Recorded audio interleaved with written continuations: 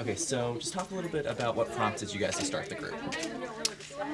Well, we did not start the group, but we did start Love is Louder, the movement, 2.5 years ago. It got prompted because I've been involved with suicide prevention charities and the Jed Foundation, which he worked at for about 7 years, and that was always something I was really passionate about. And then when the recent suicides happened 2.5 years ago, I felt compelled to do something about it because I felt like online there was a lot of people confused and angry and hurt and didn't really know where to go and put their emotions. And I saw it gets better, but I kind of felt like, well, I was bullied in school and I'm not gay, and so I wanted to do something maybe that encompassed all people, whether they were in college, high school, gay, straight, whatever. So I called Courtney and just asked if there was anything that we could do. And then Courtney kind of came up with Love is Louder and the movement itself, and then it kind of just took off from there, and MTV got involved shortly after. So you call it a movement, not a specific group, like the national brand. Yeah, we call it a movement, and I guess we think of like, our hope is that there'll be lots more groups and clubs like the one here. But we really just want to hopefully be the one that's helping share ideas between groups and communities of how people are using Love is Louder to encourage people to really embrace it. So when you started the movement, did you expect this, outcropping of support on college campuses or branches? I don't know if it all happened so fast when we first launched it that I don't know that we had a lot of expectations, but certainly there were moments where we thought, is anyone going to care, Mm-hmm. And then things started happening online, and I think it's only more recently that we're starting to learn that while we were watching things happening online, there were actually things that were happening in communities, which is kind of, amazing. So it exceeded any expectations we did have. What kind of stuff do you mean? Just the forming of the groups or other? I mean, from the forming of groups to holding like rallies and events, to, after Go for it, buddy. the tragedy in Newtown, advocates there got together and used Love is Louder as a way to help their community heal. So people seem to be taking it and adapting it to what they need as a way to kind of express and connect, which is what's amazing. So what do you think the appeal of the whole movement is then? I mean, I think the appeal is that the feeling that you're not alone and that you're connected to somebody, and whether it's something that you're going through with a physical illness, a mental illness, a tragedy that's happening, a natural disaster, a disaster that's happening within yourself personally, there's always some place that you can go and people you can talk to feel like you're not alone and that you're connected. And we started that as the movement. That's what we wanted to get across, but now we're even seeing it in the groups that's really what they are all about as well, is feeling connected and feeling like you're a part of something that's spreading love. So you mentioned the Newtown shootings. What else have you seen it apply to? What kind of circumstances?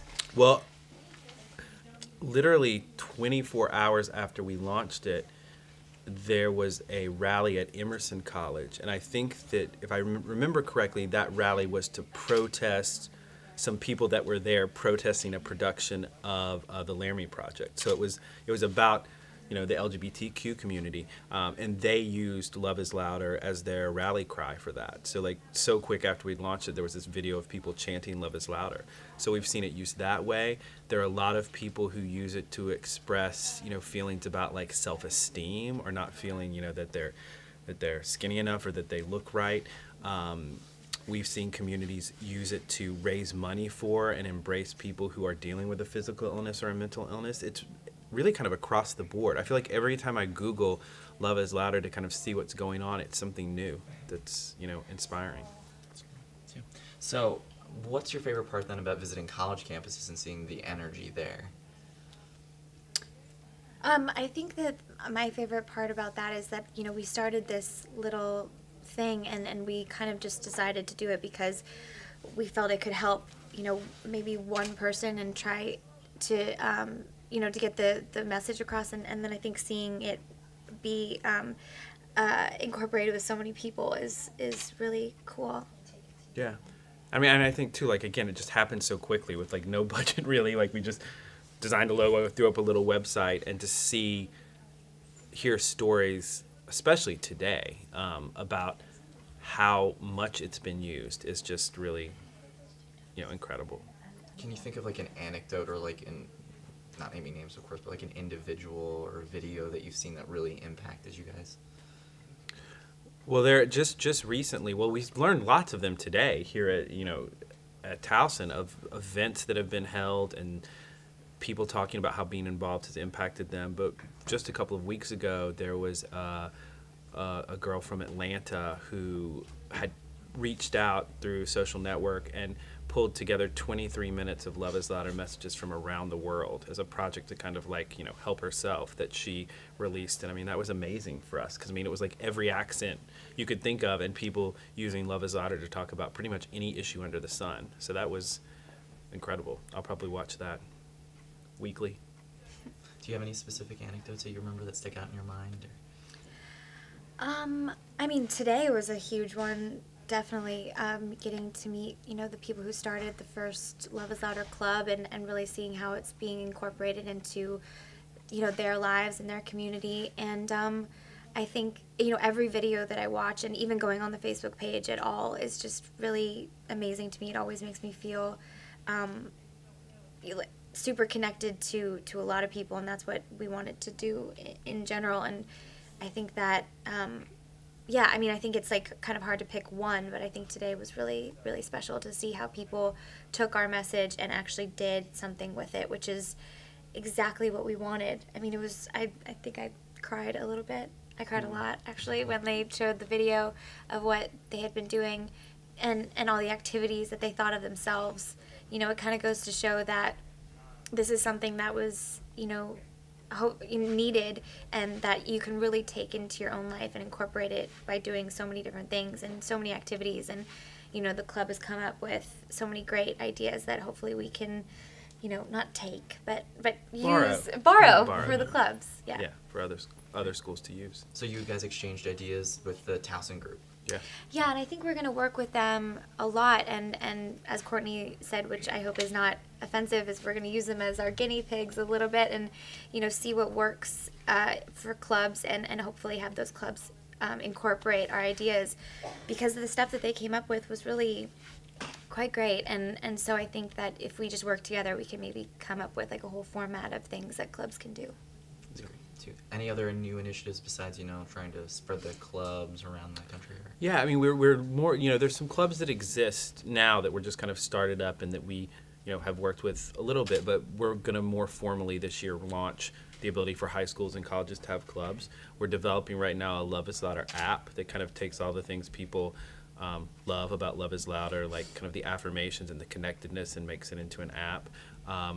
We're working on an online training for young advocates that kind of want to learn more about how they can use their voice, in their community. But more than anything, we're watching. Like, these kind of experiences are amazing, because we don't want to come up with a lot of ideas that we come up with and be like, hey, do this. We want to see stuff that people are doing on the ground that's working, like here, and then just use our reach to spread it to other places. What would be your ultimate vision then for the movement? I guess like what I would like to see, I mean, we started this and we didn't really think that it was going to be what it is, so it's always really great to be always surprised each year. I didn't really even envision that there would be clubs in schools. It's such an honor that people have taken it and made it what it is already. So it's kind of hard to say like, well, I want this, because it's not really about what we want anymore. We just started and hoped that someone would, attach themselves. So I think really it's just like a general feeling of that, of more people connecting to it, more people feeling like they're not alone, whether it's in clubs or communities, or they just more people are hearing the message. It sounds cheesy, but I guess it is true. I mean, like, just to reach as many people as possible and get out there. Yeah. I mean, I it's a little more tactical, but just like being on the road this week and getting, putting up pictures of what we're doing in schools and whatever online. I was saying this morning, I have like 300 emails in my inbox from people who've heard about what we're doing just in the last few days and have said, I want to do something. Like, I want to give every single one of those people something to do. If they're in Australia or the UK, I want them all, because they're looking, that's what's so overwhelming to me. They're looking for something to do. Like it's not like they're just sitting there with their feelings and saying, I don't want to do anything about this. They want something to do, and I just want them all to have something to do, like in there. Cool. So, more specifically maybe for you, but what would you guys like to be known for? I know you've done several movies before, but what kind of work would you like to be known for then? I mean, I think that my Love is Louder is so separate than my acting career. I've been in the business since my mom got me into it when I was 3, and so I've always been working, but I think that the thing that I've found the most rewarding has never been on a job. It's really been doing this, as cheesy as that is. Like, it's really not like exterior things that are about what makes you happy, and selfishly this has been therapeutic for me, and I think that I keep that very separate. And so being known for something is a little weird, because I don't really know if I want to be known for either one necessarily. I think the great thing about doing this is that I get to have a balance of like my career that is unfortunately all about me because I'm the product, and then also this that isn't about me. So I'm lucky that I get to have both. That's amazing. Appreciate it. Anything else you'd like to? I guess just like at the end of the day, if there could be like one word that would describe what Love is Louder does, what would that be to you guys? I have to pick just one. Just one. I mean, you can't really use love because it's in that, but I mean, I hate to negotiate your question, but for me, it would probably be, well, you know what? If I had to put one word, I would probably just use the word action, because what I envision or feel like Love is Louder is the thing that helps people figure out something to do when they really are in a place where they need to do something. And sometimes that do is connect, sometimes it's give back. But for me, it'd be action. If you gave me 2 words, it'd probably be connect and empower. I'm going to take all of those words and use those in my bucket as well. And then I would say acceptance. Whether it's like acceptance of other people, acceptance of yourself, or acceptance of a situation, like a natural disaster, a disaster that's happened, in your community, in your own households, the acceptance of what is happening, but also taking action on what you can change. And then maybe happy, because everybody, that's what we're all striving for, right? Actually, talking about the social media aspect of it too, because I know that's a big thing. I've looked at the Twitter and stuff like that. Is it difficult for you guys to almost get on the ground level, where some of the action really is happening? That's why we're doing this. Yeah. I mean, really, that's on the first year of Love is Louder, and please tell me if I'm messing this up, but the first year of Love is Louder was really about putting the word out there, making it viral, making it a movement, spreading the word, and utilizing the social networking, because it is just the way things are going nowadays, and reaching as many people as possible. The second year was about starting the change, creating change, and starting the conversation, I think, and really putting the action items out there and creating the action kits and talking to more people, getting more involved. And then I think this year is really about putting it on the ground, taking this tour, starting the clubs, and actually making it a real grounded thing that you can actually tangibly do. Yeah. Right. Yeah, no, exactly. I mean, the social, it's hard sometimes because we don't have a huge staff. I mean, we have some support at, with the Jed Foundation, and then, I work on it, and then Brittany does a lot, but we don't always have the time to look through everything that's out there. And so a lot of times we actually rely on the retweeting and the reposting and things for us to see things ourselves. But in a way, I like that, because I feel like that every time I go into a social network to update something, there's always a surprise that's kind of inspiring, something I haven't seen before, a picture or a video. And I don't know if the people who follow us know how much that means, because when you're trying to do all this like unlimited time with limited funds, like you need that sometimes. So you think the social media portion is definitely advantageous to the cause?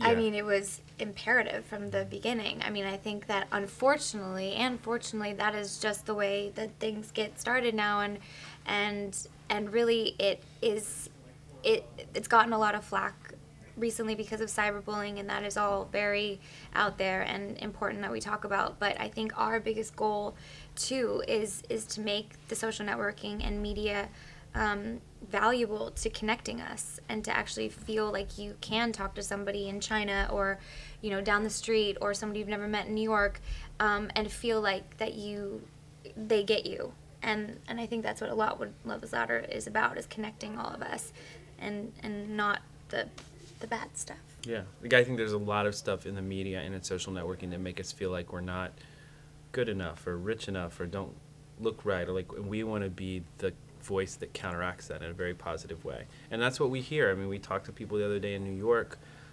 I don't know if I'll even ever be able to watch some of those interviews that we did, or I'll have a meltdown, but like people saying following you all on Facebook and Twitter has literally certain days like saved my life. Like, I'm here because of it. And to me, that's one, amazing, but two, it just shows how much people just need hope. They need somebody to give them hope in a way that works.